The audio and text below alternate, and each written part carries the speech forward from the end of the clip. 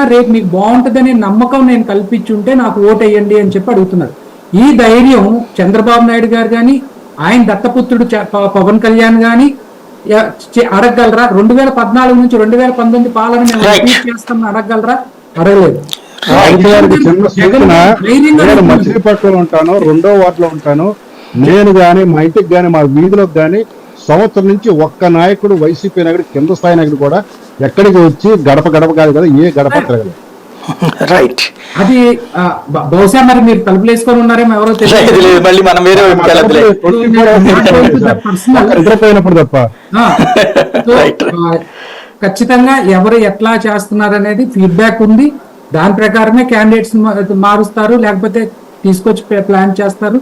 కొంతమందిని ఆల్రెడీ ఇప్పుడు ఎంఈవి సత్యనారాయణ గారు ఉన్నారు, ఎంపీ నుంచి తీసుకొచ్చి ఆయనకి వైజాగ్ లో కాన్స్టిట్యున్సీ పనిచేయమని చెప్పారు వెలగపూడి రామకృష్ణ గారి మీద.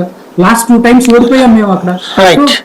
మాకు మా ప్లాన్స్ మాకు ఉన్నాయి. అది ఇవాళ మార్చి change 3 months back. Right. Thank you very much అండి శ్రీధర్ గారు, శాంతి ప్రసాద్ గారు, పార్థసారథి గారు, పాపారావు గారు. ఇది పరిస్థితి. కొత్త